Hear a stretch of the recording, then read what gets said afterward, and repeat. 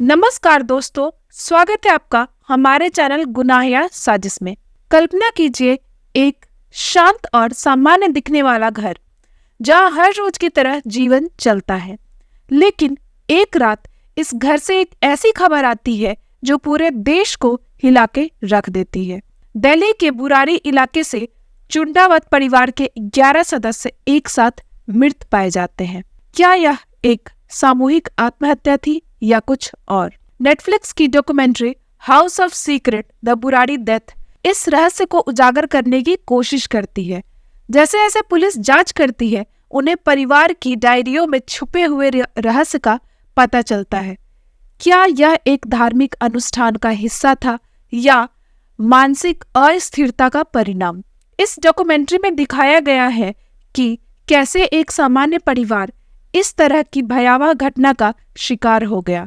क्या आप इस रहस्य को सुलझाने के लिए तैयार हैं? अब इस केस और उस घर की क्या स्थिति है, चलिए जानते हैं सब कुछ इस वीडियो में डिटेल से। वीडियो शुरू करने से पहले गुनाह या साजिश चैनल को सब्सक्राइब कर ले, बेल आइकन जरूर दबा ले ताकि जब भी मैं कोई नई वीडियो डालूं उसका अपडेट आपको मिल जाए। तो दोस्तों, अब तक आपको समझ आ ही गया होगा कि हम 2018 के सबसे मशहूर और रूह कपा देने वाली बुराड़ी कांड की बात कर रहे हैं। वही बुराड़ी कांड जिसने पूरे के पूरे भाटिया परिवार का सफाया कर दिया था।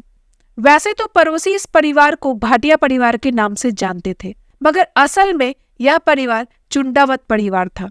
चुंडावत परिवार मूल रूप से हरियाणा के टोहाना का रहने वाला था, मगर 20 से 25 साल पहले इस परिवार की मुखिया हरियाणा से दिल्ली आ जाते हैं और यहीं पर बिजनेस में लग जाते हैं। फिर एक बेटा और एक बेटी को छोड़कर पूरा परिवार आकर यहीं रहने लगता है। इस परिवार की एक किराने की दुकान थी जो ठीक उनके घर के नीचे थी, जबकि पिछले कुछ सालों में इस परिवार ने तरक्की करते हुए अपना प्लाईवुड का बिजनेस भी जमा लिया था। परिवार में सब कुछ बहुत अच्छा चल रहा था, मगर 2007 में परिवार की मुखिया भोपाल सिंह की मौत हो जाती है। यह एक सामान्य मौत थी। पिता की मौत के बाद परिवार का छोटा बेटा ललित परिवार की बागडोर अपने हाथ में ले लेता है और सब कुछ समय के साथ साथ आगे बढ़ता रहता है। बात 1 जुलाई 2018 की है। ललित हमेशा की तरह आसपास के लोगों के साथ मॉर्निंग वॉक पे जाया करता था। इसके अलावा परिवार की जो किराने की दुकान थी वह भी सुबह 5 से 6 बजे के बीच ही खुल जाया करती थी, जहां से लोग अक्सर दूध ले जाया करते थे। मगर 1 जुलाई 2018 को पास के ही रहने वाले गुरुचरण सिंह रोज की तरह ललित के घर के पास आते हैं। तो देखते हैं आज ललित मॉर्निंग वॉक पर जाने के लिए घर से बाहर नहीं निकला है। इसके अलावा हमेशा सुबह सुबह ललित की दुकान जो खुल जाती थी वो आज नहीं खुली है। यह परिवार अपने धार्मिक प्रवृत्ति और समय पाबंदी के लिए बहुत मशहूर था। ऐसे में ललित का मॉर्निंग वॉक के लिए नहीं उठना और दुकान का बंद रहना गुरचरण सिंह को थोड़ा खटकता है और वह घर के अंदर जाकर देखने का फैसला करते हैं। जब यह कुछ कदम घर की तरफ बढ़ाते हैं तो देखते हैं कि घर का मुख्य दरवाजा खुला हुआ है। जैसे ही गुरचरण सिंह दरवाजे से अंदर की तरफ जाते हैं, उनके पैरों तले जमीन खिसक जाती है। वह देखते हैं घर के हॉल के छत से घर के सभी सदस्य फंदे के सहारे लटक रहे हैं, जबकि घर की सबसे बूढ़ी औरत यानी ललित की माँ पास में ही नीचे फर्श पे पड़ी हुई है। यह नजारा देखकर गुरचरण सिंह के होश उड़ जाते हैं और वह चिल्लाते हुए बाकी लोगों को भी आवाज देते हैं। आवाज सुनकर बाकी लोग भी मदद के लिए भागते हुए आते हैं। सभी अंदर का नजारा देखकर चौंक जाते हैं। अगले ही मिनट पुलिस को फोन किया जाता है और बस कुछ ही मिनटों में अंदर पुलिस भी मौके वारदात पे पहुंच जाती है। पुलिस भी अंदर का नजारा देखकर सहम जाती है। इस परिवार में कुल 11 लोग थे। पुलिस वाले जब आते हैं तो देखते हैं कि परिवार के सभी 11 के 11 सदस्य अब मर चुके हैं और मरने वाले लोगों में 2 पुरुष, 6 महिला और 2 युवा थे। मरने वाले लोगों में से 2 को छोड़कर सभी के हाथ पैर पीछे की ओर बंधे हुए थे। लगभग पूरे मुंह पे कपड़ा लपेटा गया था, कान में कॉटन डाली हुई थी और सभी के गले में फांसी का फंदा डाला हुआ था। इसके अलावा एक महिला की लाश बगल में पड़ी हुई थी जिसके मुंह से झाग निकल रहा था। पहले नजर में ही साफ हो रहा था कि परिवार के 11 लोगों में से 10 लोगों की मौत फंदे से लटकने की वजह से हुई है और वृद्ध महिला की मौत जहरीले पदार्थ के सेवन से हुई है। मरने वाले लोगों में शामिल थे 80 साल की नारायणी देवी, 57 साल की प्रतिभा भाटिया, 50 साल के भुवनेश, 45 साल के ललित, 48 साल की सबिता, 42 साल की टीना, 33 साल की प्रियंका, 25 साल की नीतू, 23 साल की मेनिका उर्फ मोनू, 15 साल का दुष्यंत उर्फ ध्रुव और 15 साल का शिवम। नारायणी देवी इस घर की मुखिया और सबसे बड़ी सदस्य थी। ललित और भुवनेश नारायणी देवी के ही बेटे थे, जबकि प्रतिभा नारायणी देवी की बेटी थी। सविता घर की बड़ी बहू थी और घर के बड़े बेटे भुवनेश की पत्नी थी। टीना घर के छोटे बेटे ललित की पत्नी थी। प्रियंका नारायणी देवी की नातिन यानी प्रतिभा की बेटी थी, जबकि नीतू और मेनका भुवनेश की बेटियां थी। ध्रुव भुवनेश का बेटा था। इसके अलावा शिवम ललित का बेटा था। घटना की गंभीरता को समझते हुए तत्काल ही पुलिस वाले मदद के लिए और पुलिस वालों को बुला लेते हैं और फिर सभी के शव को फंदे से उतार कर परीक्षण के लिए भेज दिया जाता है। डॉक्टर द्वारा मौके पर पुष्टि करती जाती है कि इनमें से अब कोई भी जीवित नहीं है। फिर उन सभी के शवों को कब्जे में लेकर पोस्टमार्टम के लिए भेज दिया जाता है। इधर 11 लोगों की मौत की खबर मीडिया में आते ही तरह तरह की बातें उठने लगती है। सबसे पहले शक जताया जाता है कि शायद लुटेरे ने रात में इस घर पर धावा बोल दिया हो और लूटपाट करने से पहले घर के सभी सदस्यों की हत्या कर दी। मगर बहुत ही जल्द इस दावे से पुलिस इनकार कर देती है, क्योंकि घर के अंदर कुछ ऐसा नजर नहीं आ रहा था जिसे लूटपाट का अंदेशा जताया जा सके। पुलिस वाले के अलावा घटनास्थल पर फॉरेंसिक टीम को भी बुलाया जाता है। भाटिया परिवार के कुछ जानने वाले दिल्ली के ही दूसरे इलाके में रहते थे। तत्काल उन लोगों को भी इस घटना की खबर दे दी जाती है और वह भी यहाँ मौके पर आ जाते हैं। भाटिया परिवार में तो अब कोई नहीं बचा था। ऐसे में पुलिस वाले इस परिवार को करीब से जानने वाले लोगों से परिवार की हिस्ट्री जानने की कोशिश करते हैं। कुछ करीबी लोगों की मदद से पुलिस वालों को जानकारी मिलती है कि इस परिवार के 2 सदस्य ऐसे हैं जो इन परिवार के साथ नहीं रहते, बल्कि वह दोनों अपने अपने परिवार के साथ कहीं और रहते हैं। भाटिया से अलग रहने वाले लोगों में एक थे दिनेश सिंह चुंडावत। यह नारायणी देवी के सबसे बड़े बेटे थे।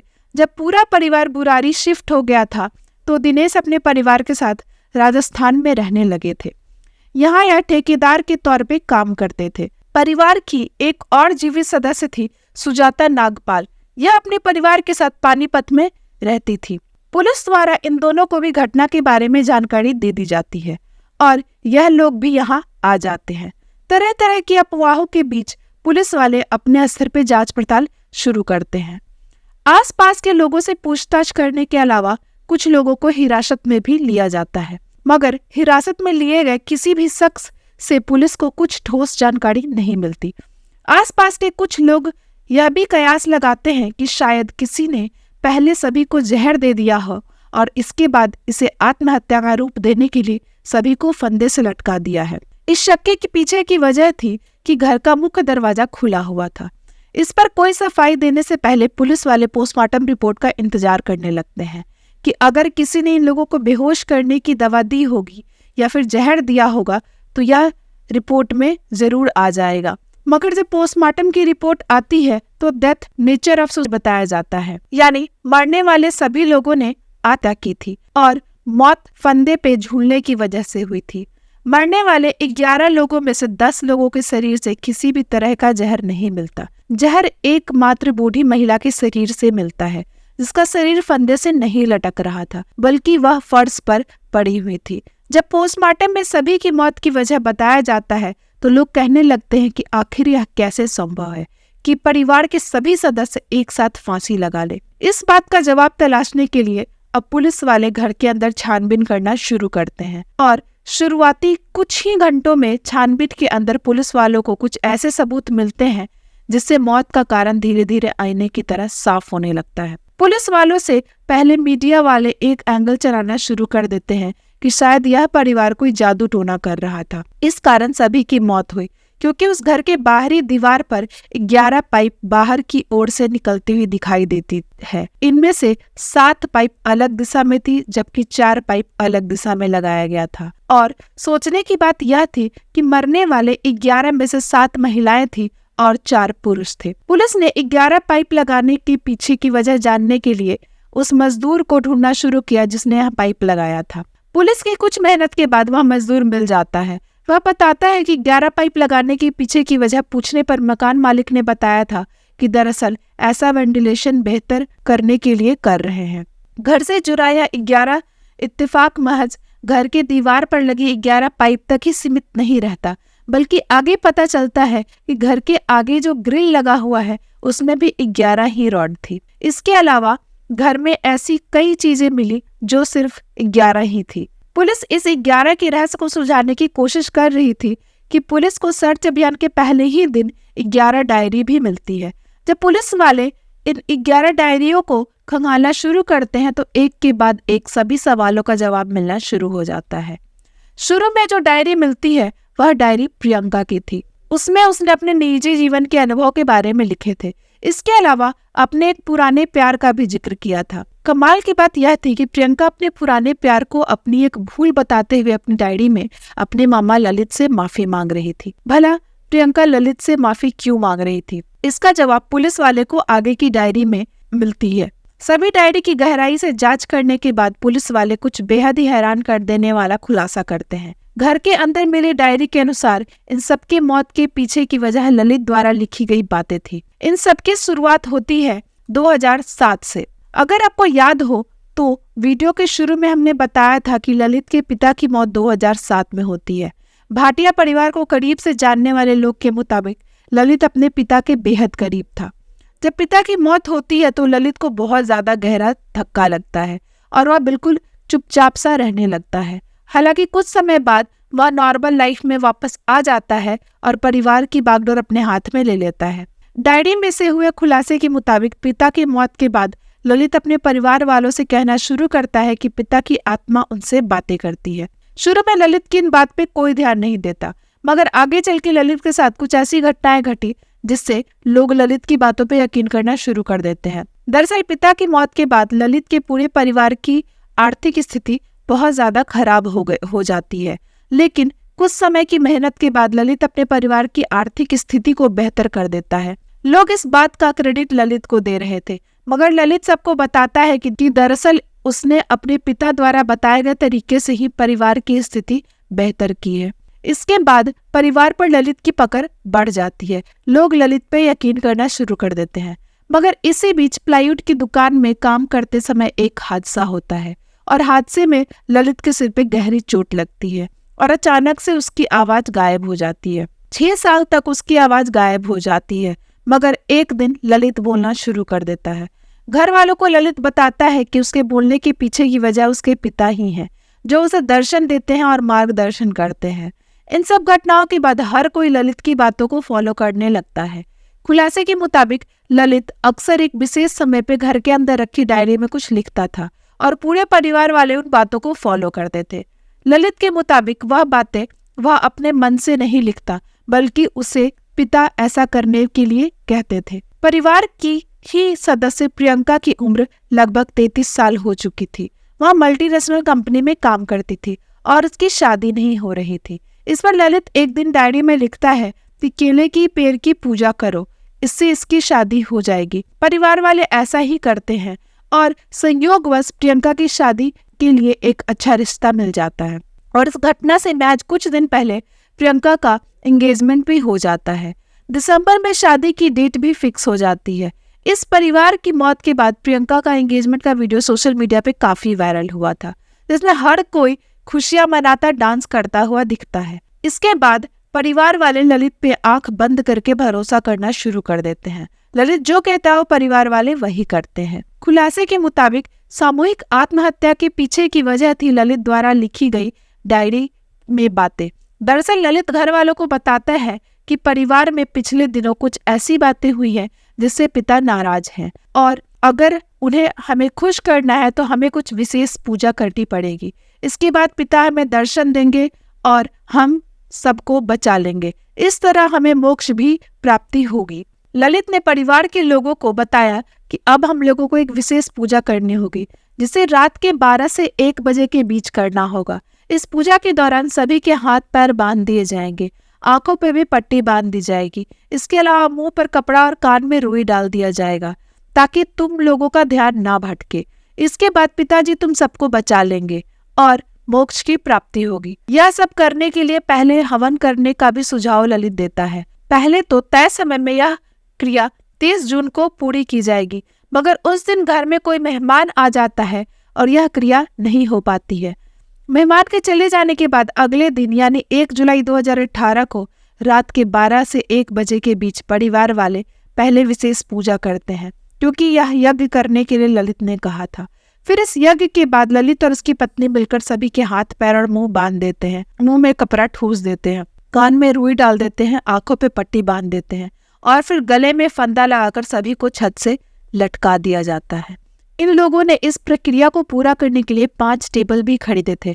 सीसीटीवी में भी घर के सदस्यों द्वारा ही टेबल और तार खरीद कर लाने की पुष्टि होती है। एक टेबल पर 2-2 लोग खड़े होंगे और फिर ललित के इशारे करते ही ललित समेत सभी लोग एक साथ फंदे पे झूल जाते हैं। ललित ने सभी को यकीन दिला दिया था कि फंदे पे लटकते ही पिता आकर सभी को बचा लेंगे, मगर ऐसा कुछ नहीं होता और सभी लोग बेमौत मारे जाते हैं। डायरी में लिखी बातों के मुताबिक ललित ने अपनी मां नारायणी देवी को पहले ही जहर देकर मार दिया था, क्योंकि ऐसा करने के लिए पिता ने उससे कहा था।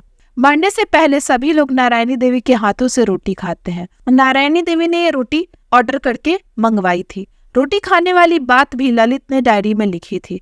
कुछ लोगों ने यह शक जताया कि भ्रम फैलाने के लिए किसी ने यह डायरी घर में रख दी होगी, मगर जब पुलिस ने कुछ राइटिंग विशेषज्ञों से और फॉरेंसिक एक्सपर्ट से मदद ली तो यह साफ हो गया कि यह डायरी ललित नहीं लिखी है, क्योंकि डायरी में लिखी हैंडराइटिंग ललित द्वारा अलग अलग स्थानों पर लिखी गई हैंडराइटिंग से हूबहू मैच कर रही थी। आगे इस केस में साइकोलॉजिस्ट और साइकेट्रिस्ट की भी मदद ली गई। पूरी इन्वेस्टिगेशन करने के बाद डॉक्टर ने खुलासा किया कि यह पूरा परिवार एक प्रकार का मानसिक रोग से पीड़ित हो गया था। मेडिकल टर्म में इसे शेयर्ड डिनल या साइकोसिस कहते हैं। इस स्थिति में परिवार का एक सदस्य को कोई भी भ्रम होता है और वह इस भ्रम पे यकीन दूसरे लोगों को भी दिला देता है, फिर सभी इस भ्रम में जीने लगते हैं। ललित के साथ भी यही चीज हुई। पिता की मौत के बाद वह सदमे में चला गया और बाद में उसे भ्रम होने लगा कि पिताजी उसे दर्शन देते हैं।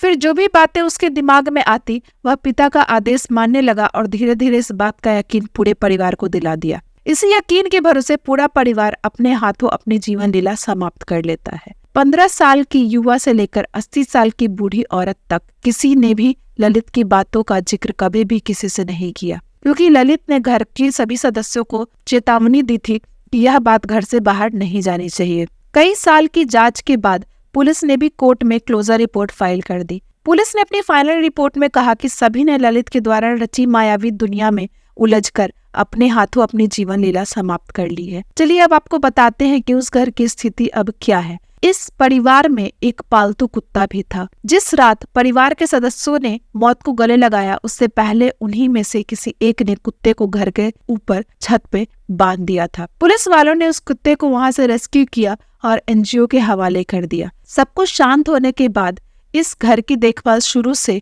इस घर में काम करने वाला एक व्यक्ति कर रहा था।